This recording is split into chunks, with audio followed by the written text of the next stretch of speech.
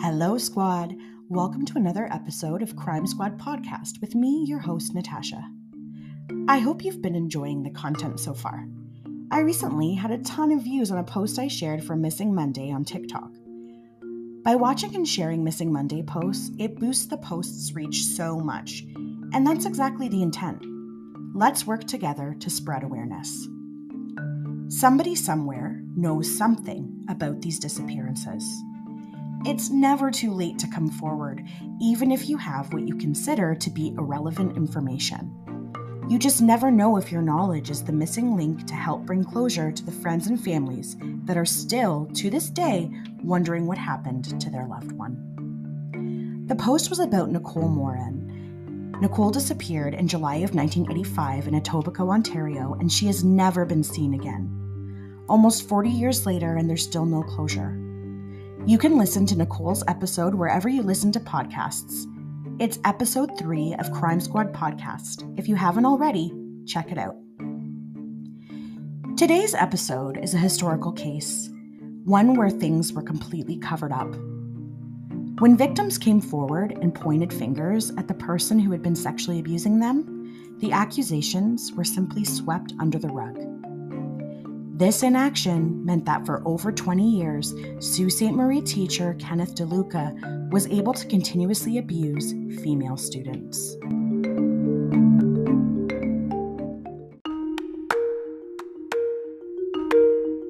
The simple fact is this was a sexual predator. There was consistent and credible evidence. There were witnesses. There were people who could corroborate things in some cases. And it still took them 20 years. Before he was finally arrested. A warning with this episode. As I'm sure you've guessed, this episode contains details of abuse against minors, particularly child sex abuse. It's a difficult topic to write about, let alone hear, so this episode may be distressing for some individuals. There are resources available if you are affected by this topic, or if you or someone you know has been a victim of abuse. If you or someone you know is thinking about suicide, call or text 988. Support is available 24 hours a day, 7 days a week. People of all ages who need support can text Kids Help Phone 24/7 at 686-868 for youth or 741-741 for adults to speak to a trained volunteer crisis responder. Indigenous peoples can call 1-855-242-3310 or text the online chat offered by Hope for Wellness at hopeforwellness.ca.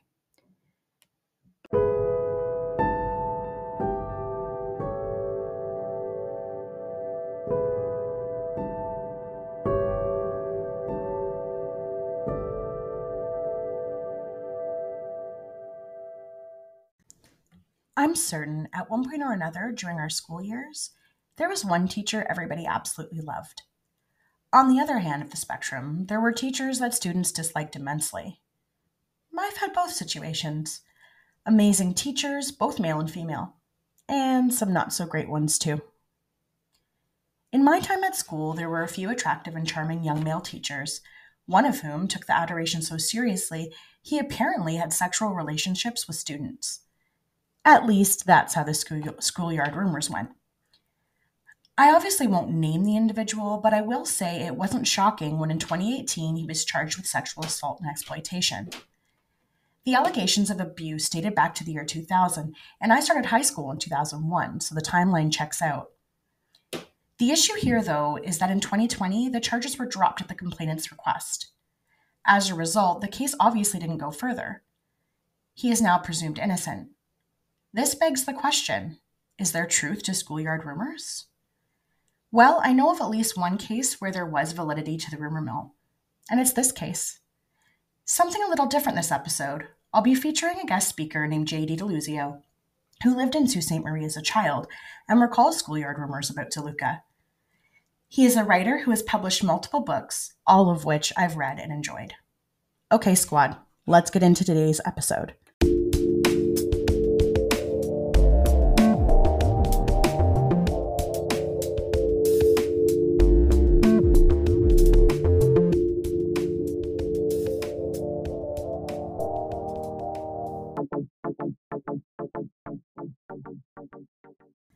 Sault Ste. Marie, population of about 73,000 people, is one of the larger cities in northern Ontario. It's surrounded by waterways and boasts picturesque scenery. Sault Ste. Marie is actually on my list of places to travel in Canada. The city also has a large Italian influence, with immigration from Italy starting as far back as the late 1800s. An increase in immigration happened in the 1940s when manufacturing and construction industries were experiencing a post-war boom.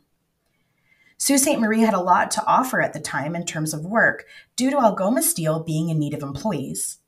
At the time, Italy had just suffered through war and many residents were looking to leave their city for a new place to call home. JD Deluzio, our guest in today's episode, grew up in Sault Ste. Marie. Who are you? And tell me a little bit about yourself. My name is JD Deluzio, and in terms of my connection to this topic, I had been a student of Ken DeLuca's and knew and know some of the victims from my era, and talked to one with reference to an article I did. I am also related to the Crown attorney who prosecuted the case and took a lot of flack for how it ended up working out. Not me, but him. I am a teacher about to retire, a high school teacher. I am also a published author of some books and short stories and some nonfiction. And I also do a lot of videography as a hobby of events that I'm involved in and things of that sort and school events. Great. Thanks so much, JD. Okay, squad, I've been trying to find ways to stall the next segment of the podcast, but it's time to get into the heavy stuff.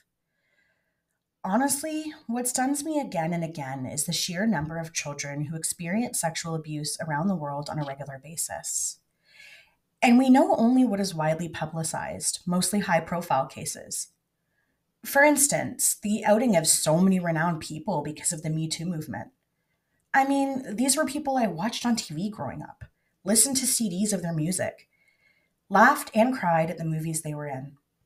People like Bill Cosby, Kevin Spacey, R. Kelly. All of these horrible acts happening right under our noses now being brought to light. There are lots of other frightening revelations happening almost every day, so it seems. Jeffrey Epstein comes to mind, along with a certain musician who I also grew up listening to who is currently in the news. Throughout the world, news articles reveal these horrific actions time and time again, and it causes a ripple effect.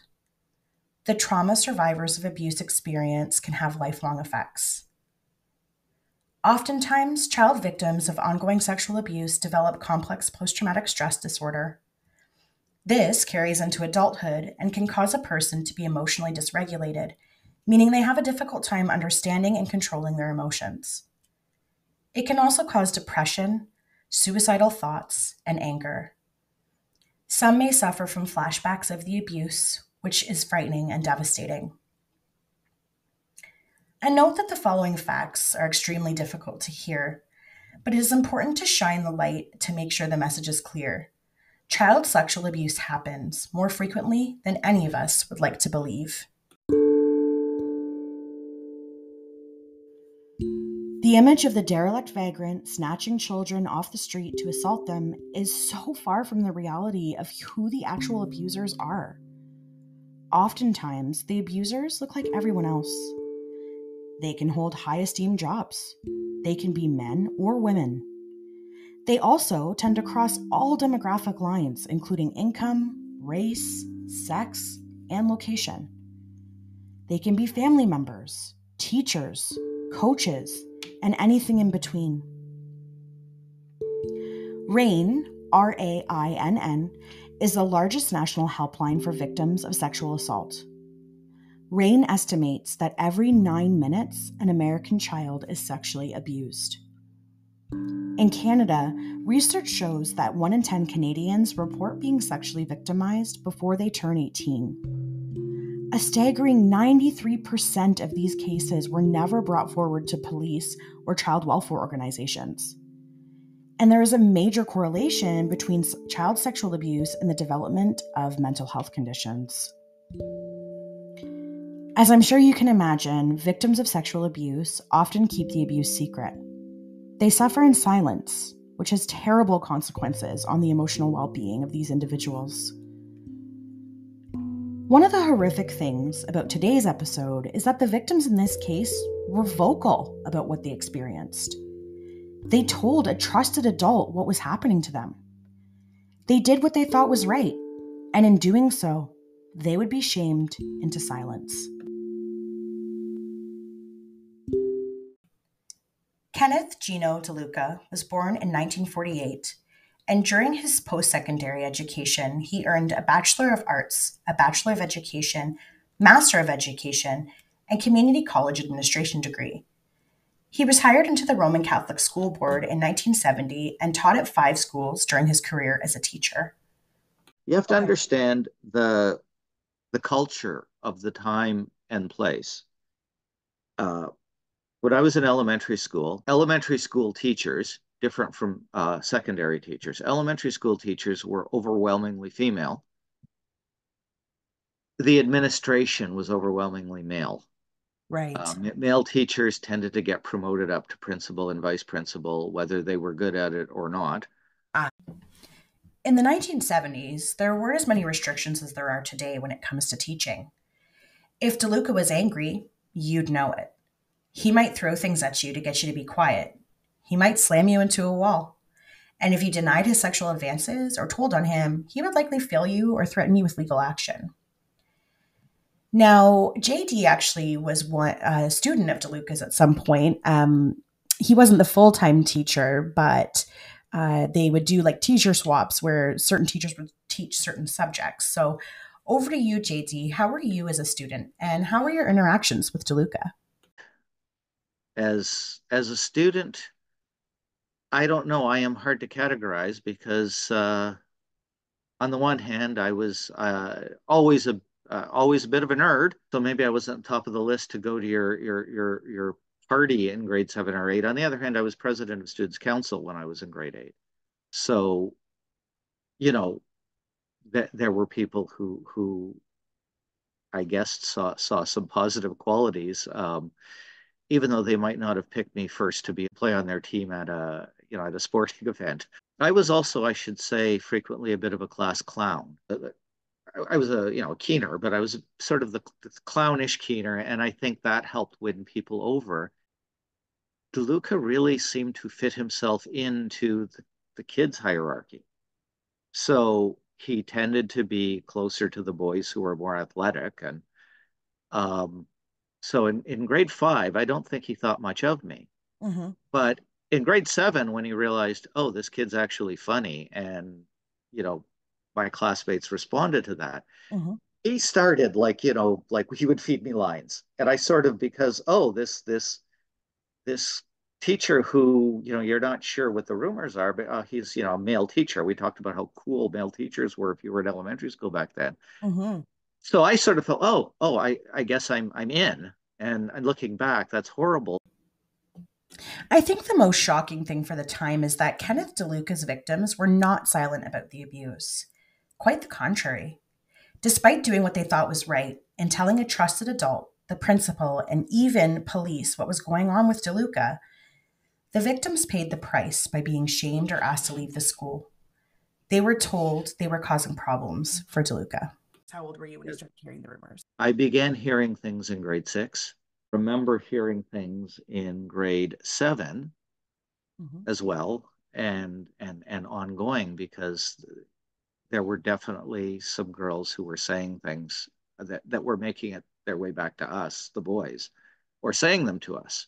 Mm-hmm. I then kind of forgot about them in grade 9. Okay. I went to a different high school and go to the Catholic high school.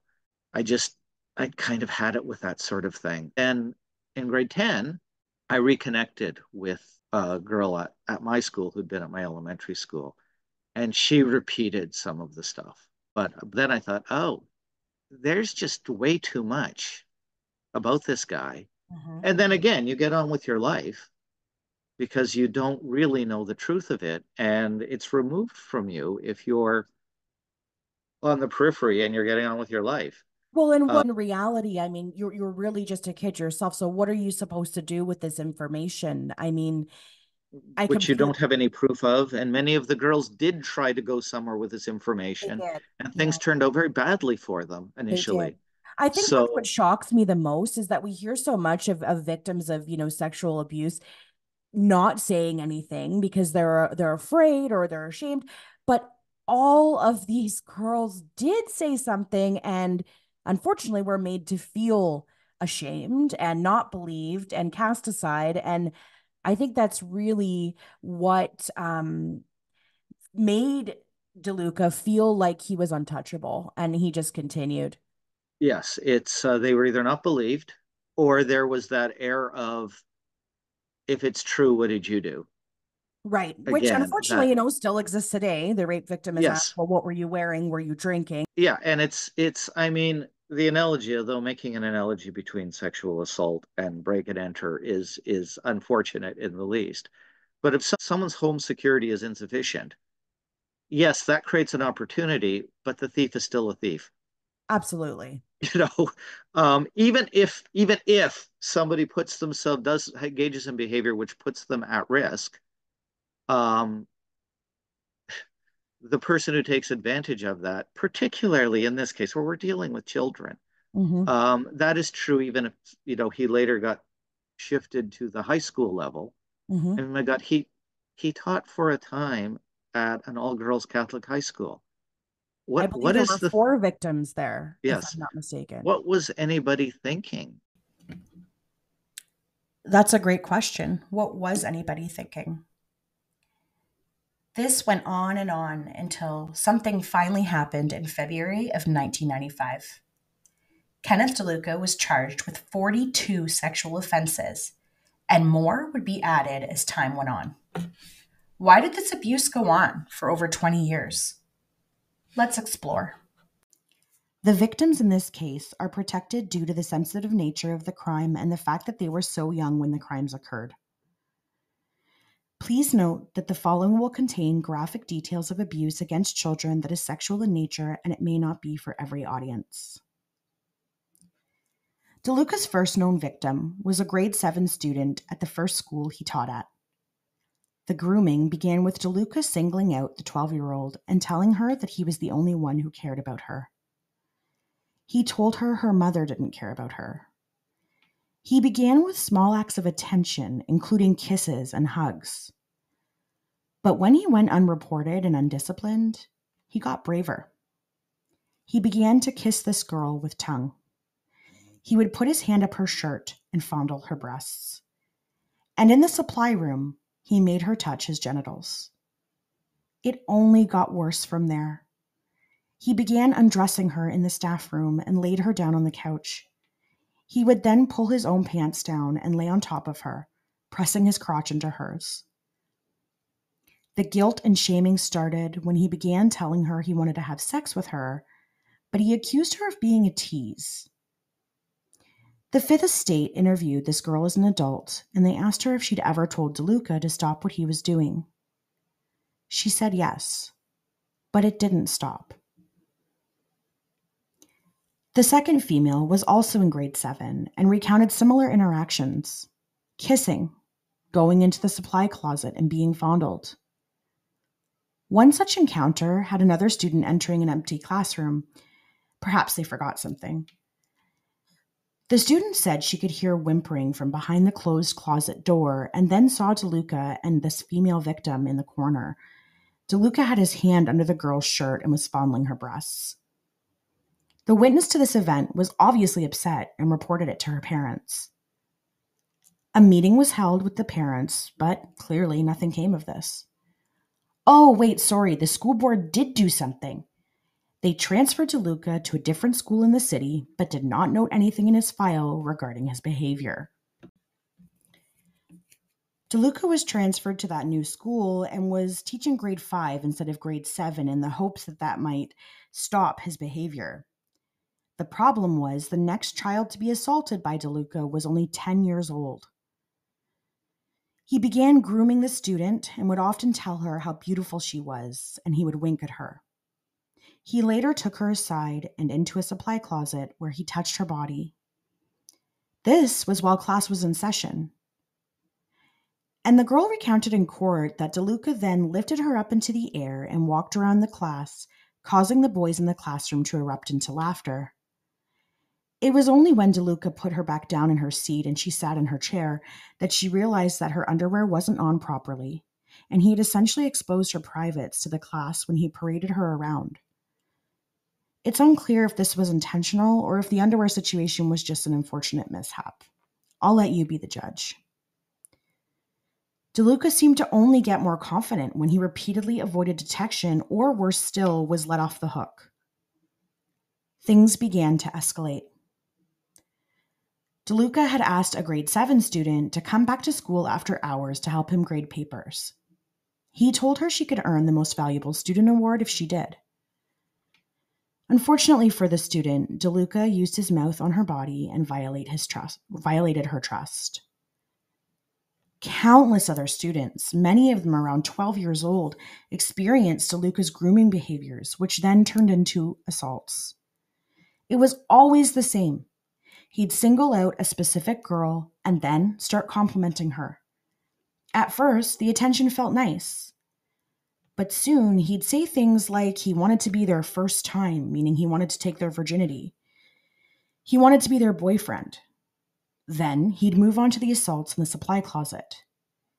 He even got so confident that one of his victims experienced abuse while sitting in class with other students. The victim said DeLuca told the class they were going to have an oral exam. He requested that students stare at the front of the class, and if they turned around, they'd receive a 0 grade on the exam. He then took this opportunity to sit beside a female student and pull out his penis, which he made her touch, right in the classroom among the other pupils. Yet nobody knew. The threat of a 0 grade was too much to bear, I guess. So they did what they were told and faced front, unaware one of their own was being sexually abused at the same time. DeLuca gave that student a perfect grade. All in all, DeLuca abused 12 young girls. And despite many of these instances being brought forward to parents, the principal, and even police, DeLuca escaped reprimand. The result instead was that the girls were blamed for starting rumors. They were blamed for trying to damage DeLuca's reputation and then shamed into silence. They were labeled as promiscuous. Some of these victims would be assaulted by DeLuca even after they'd told on him, as if he were saying, "See, I'm untouchable. Nobody believes you and I can get away with this." One victim recalls an intimidation tactic where she was called to the office with DeLuca and the principal. A police officer in uniform was sitting in the office. Hopeful that the police officer was there to help her, she likely felt a sense of relief. How wrong she was. The officer told the girl she would go to jail if she continued to spread rumors about DeLuca. He told her there would be a lawsuit and her parents would lose everything just to pay for the legal fees. This is the answer to the original question I posed. How did Kenneth DeLuca get away with assaulting students for over 20 years? No, it isn't because the victims didn't come forward. No, it isn't because DeLuca was good at hiding his despicable acts. Is it perhaps because Kenneth DeLuca had a number of high-ranking contacts within the city? DeLuca's victims filed civil suits against the Catholic School Board and high-ranking officials, including former principals. The lawsuits totaled $27.6 million and alleged the school board knew what DeLuca was doing to his female students. Among the individuals named in the suit were Jack Camilletti, who was director of the education in the Catholic School Board during most of the time DeLuca was teaching. Wayne DeLuca, if you recognize the last name, the brother of Ken DeLuca, who was a school board trustee for 17 years and was the CPTA president at a school where his brother admitted to having sexually abused 4 young girls. A number of other people were named in the suit, alleging a cover-up of the important players who actually should have been able to stop DeLuca from doing what he did. But before all that, what changed? How, after years of what looks like cover-ups, was Kenneth DeLuca brought to justice?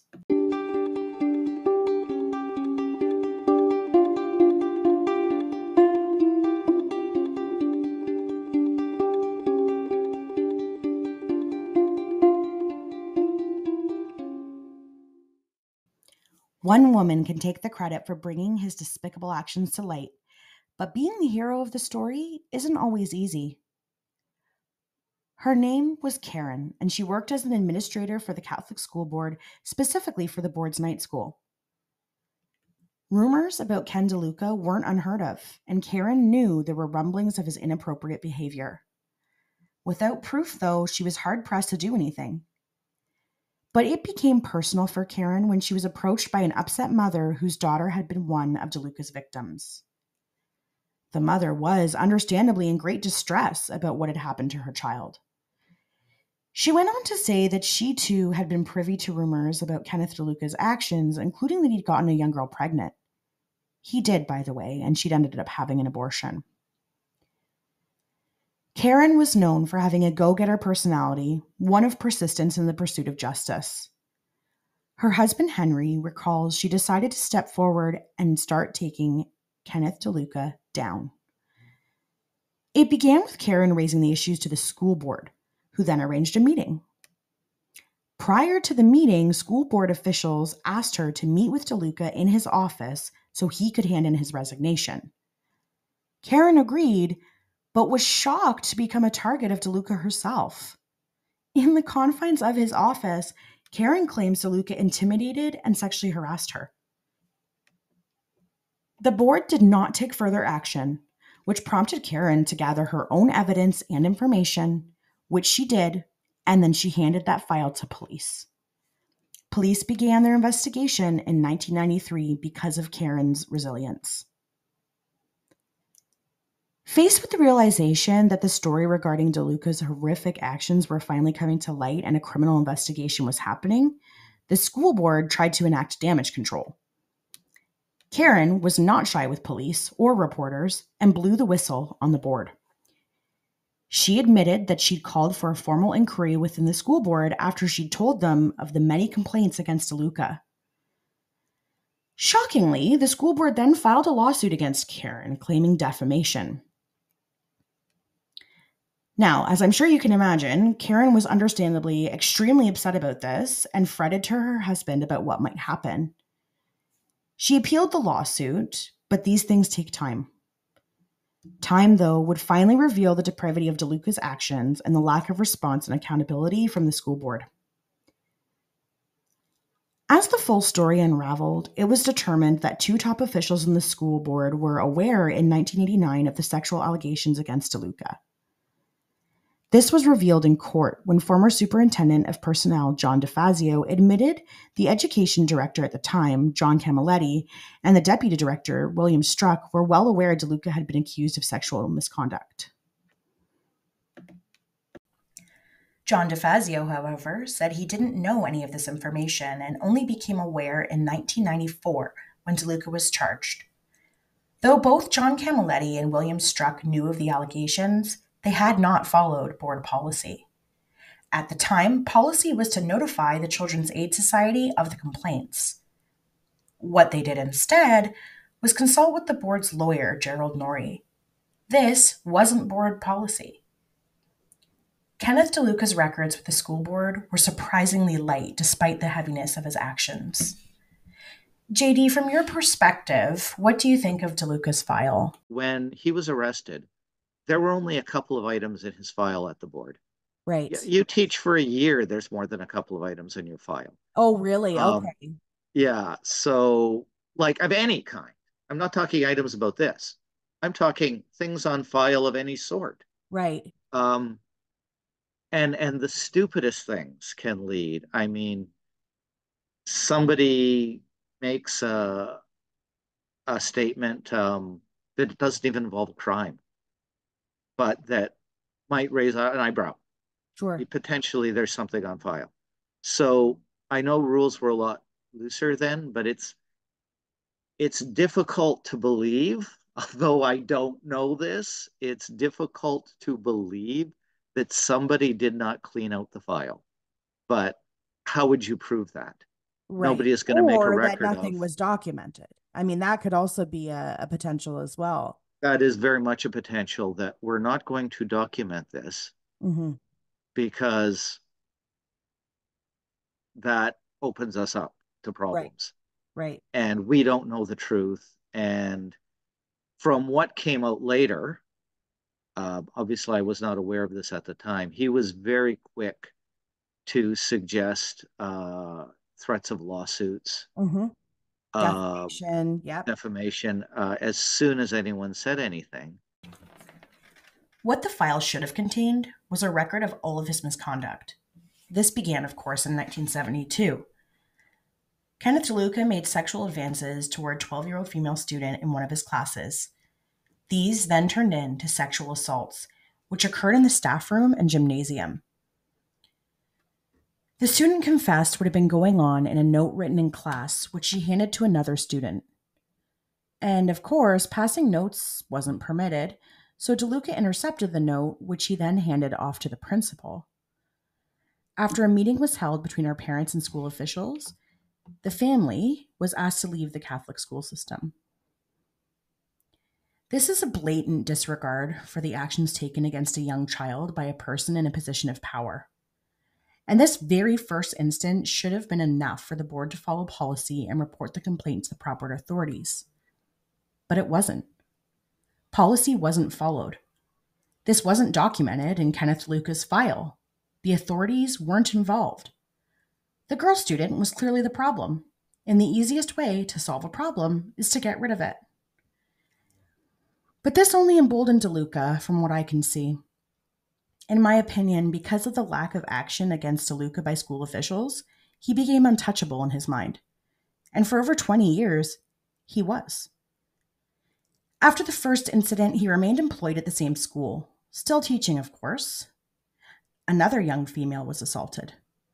This time, it was in a supply closet, and there was a witness. Another student had come into the room and heard whimpering behind the door. There was another meeting, and this time it was promptly decided DeLuca would be transferred to a new school. Kenneth DeLuca would sexually assault a number of girls at this new school. Kids at the new school began to talk. There was something off about Mr. DeLuca. Girls beware. I can imagine the stories whispered to each other in the schoolyard. Warnings to stay away. Public record, a now deceased priest who people thought very highly of at the church, that the school was in that parish, was asked by the principal to come in and talk to the school students at the school about, not spreading rumors or lies. Interesting. He was then later mentioned in the lawsuit. Now, the results of the lawsuit are not publicly known. Like that, there was a settlement. I don't know that he knew anything. Sure. For sure. He may have simply been saying, oh, well, there are students spreading lies, as sometimes students do. He may not have had any context for that and was just coming in. I simply don't know. Again, I may be naive. I may be saying that given that there were some priests who we look back on and say, oh, they did some unsavory things. He was not one of those people, this particular individual. So I would like to think he simply did not know what he was being asked to do or what the truth was. Sure. And as we've said, and as you say and talk at some length about, we just did not have the context, right? For this kind of thing, to talk about this kind of thing openly, even though it seems to have happened quite a bit. Yeah. It seems to have been pervasive in some institutions. Students began to complain to the principal and were rebuffed. The message was along the lines of, surely you can't believe a man of this stature would commit these acts. How dare you try to ruin this teacher's reputation? How dare you slander his good name? The problem had presented itself again, and the easiest route was to send DeLuca to a different school. This school would be different. The children wouldn't dream of making up such terrible rumors. This is sarcasm for anyone who isn't sure. There was one letter in DeLuca's file that seemed to imply an accusation and recommended DeLuca refrain from touching students. It was penned in 1974 by Fred Mills, the education director of the schools. The letter was vague at best, reading as though the issue was being danced around. It indicated there were accusations made by students and that DeLuca should, quote, refrain from touching students or treating them in a physical manner, and that he endeavor to treat all students, boys and girls, in the same manner, end quote. The letter ended with a warning to DeLuca that if further incidents were reported, there would be further action against him. This was the only piece of anything at all that suggested DeLuca was acting inappropriately. But the transfers to the different schools speak for themselves, I think. That and the wake of trauma he left behind. These victims were just young girls getting an education. When it came down to it, Kenneth DeLuca pleaded guilty to 14 counts of assault involving 13 female students over a 20-year span. He was sentenced to just 40 months in prison, but was eligible for day parole as early as a year after he was incarcerated.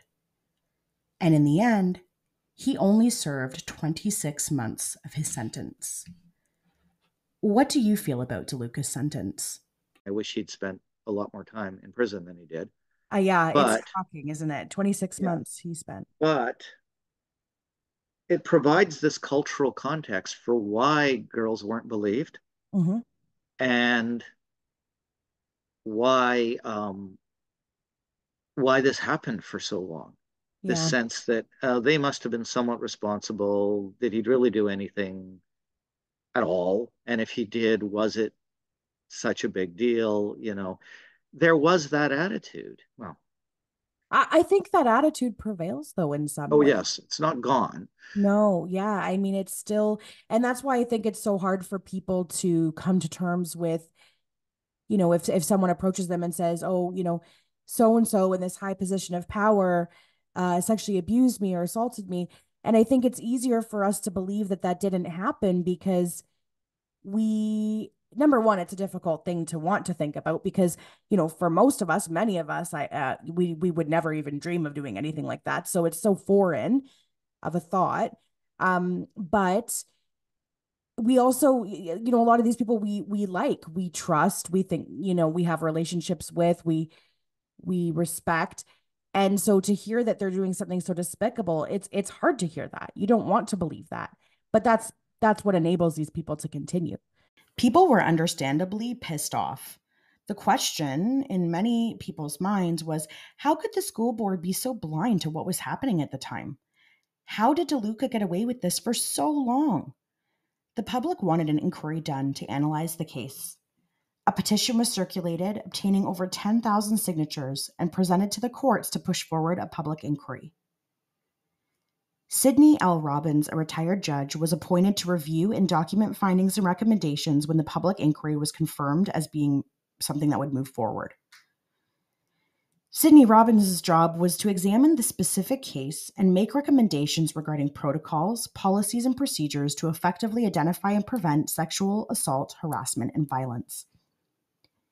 His final report, called Protecting Our Students, a review to identify and prevent sexual misconduct in Ontario schools, was published in April of 2000.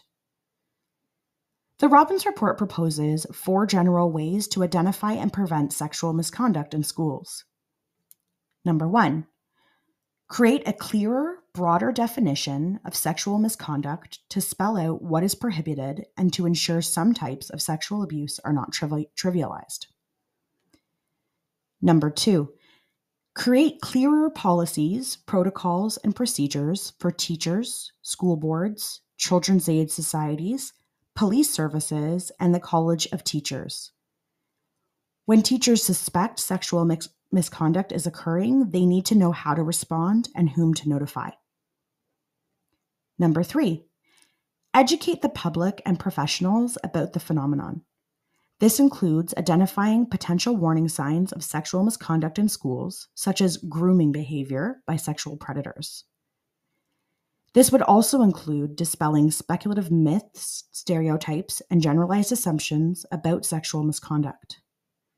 These misconceptions can block proper understanding and impede a prompt response by teachers and other authorities. And finally, number 4, accommodate and support vulnerable witnesses during investigations and disciplinary hearings. This means creating a climate in which victims are not afraid to disclose misconduct. This must be done in a way that respects the right of the accused to due process and a fair hearing. But outside of all of this, there are the victims. These girls were never the same after what DeLuca did. How could they be? They would suffer double the trauma. First by DeLuca's sexual assaults, then by the people they told who were supposed to protect them. And to have DeLuca serve only 26 months, only to be released back into the very community he victimized? An article by Catherine Dunphy, written in 1998, reminds us of the ongoing trauma that occurs in cases like this.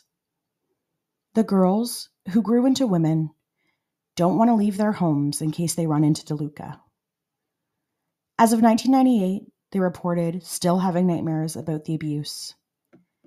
Many were still seeking psychiatric care for their mental health. Some suffer now from a lifetime of feeling claustrophobic in small spaces thanks to DeLuca's MO of using supply closets to sexually assault his students. And some are afraid of men. One woman mentioned in the article is afraid to go outside by herself. In short, Kenneth DeLuca changed their lives forever, and not for the better. The betrayal and hurt will likely always linger. Whatever may have been true of, or not true, or the situation of the girls DeLuca often approached at that time, that some of them may have been attracted to him, that some of them may have had reputations solely, whether that was reality or not, whole other thing, right? Again, these are children, and he knew that, and he went for people who were looking for attention often, who could not have as easily said things, who would not have been as easily believed. But that's not on them, right? That's on him. Of course. That's always on the predator. So I do want that to be clear. I do not blame the victims in this case. Of course. Even if, and I don't know, but even if there were cases where they had some crush and were pursuing him, not pursuing, but maybe had been flattered by his attention initially, that's not the same at all as suggesting that they have a responsibility as kids, because he should not in any way, shape, or form have been doing what he was doing. Oh, absolutely. But that's the beauty. Like, that's how grooming happens, right? Like, right. they have it down to a fine science. I feel like a predator typically knows its prey, and I think that's a big factor. Like, how often do you hear that the children that actually have this happen to them are generally more vulnerable, than a child who has parents who are actively involved in what's going on in their lives. Like, a lot of these people who become victims, I feel like, are, people who are at risk because of the situations in their lives, maybe a single parent, or these people who commit these acts, they know exactly who they're going for, and it's a way to stop them from being caught so they can continue to do what they are doing. Right.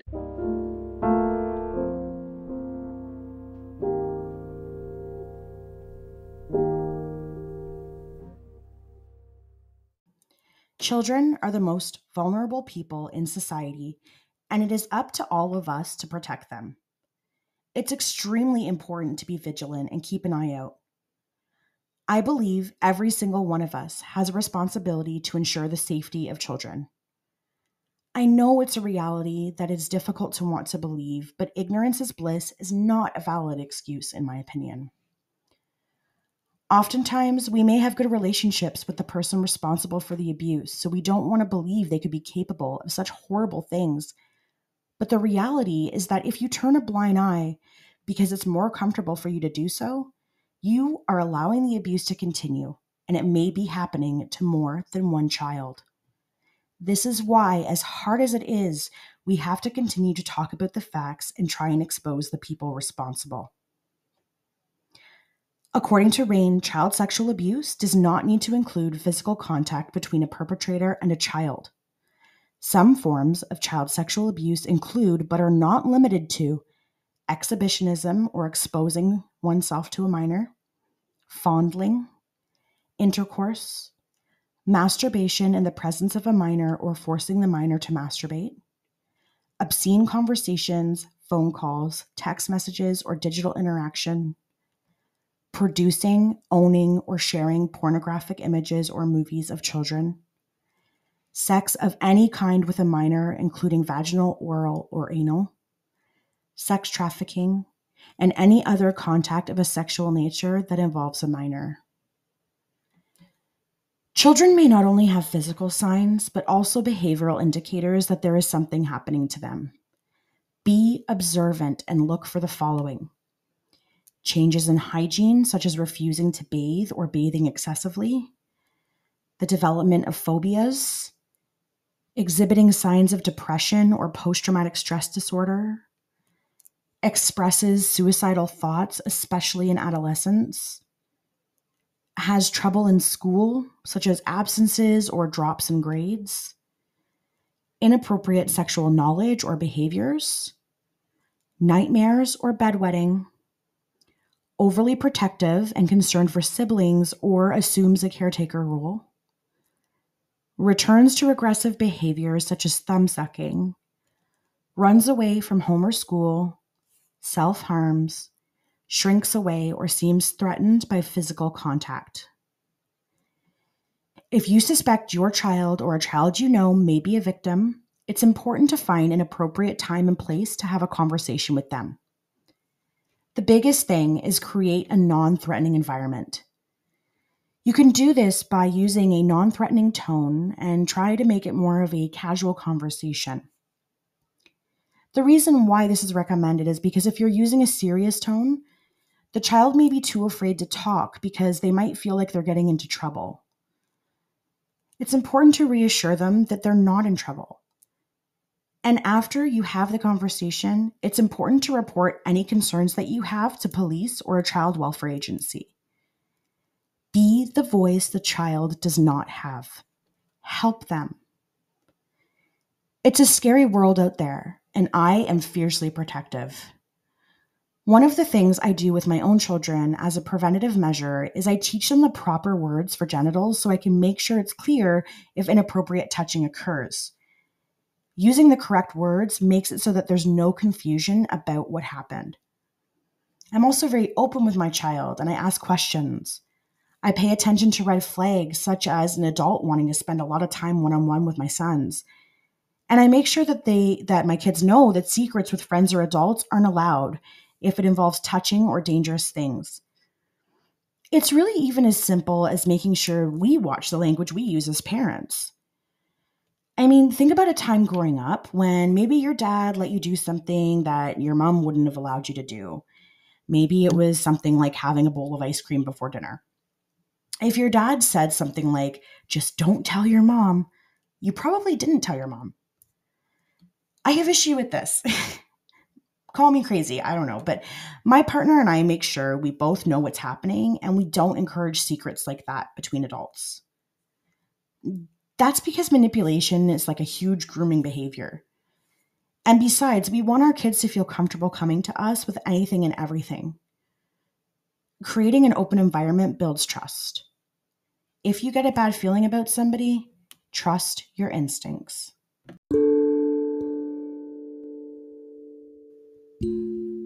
Okay, squad. I think we'll wrap this episode up. It was heavy. I need to go hug my kids and watch a Disney movie or something. Think happy thoughts. Thank you so much for tuning in to this episode of Crime Squad Podcast. I really appreciate all of you. Thanks also to JD Deluzio for being part of this episode and for reading over all my drafts. Stay tuned for bonus content coming soon, and of course, future episodes. Be sure to subscribe wherever you listen to so you don't miss any episode drops. A rating or review would greatly help also. Thanks for the love in advance. I'm also on TikTok, YouTube, Instagram, and Facebook, so be sure to follow my pages for social media content.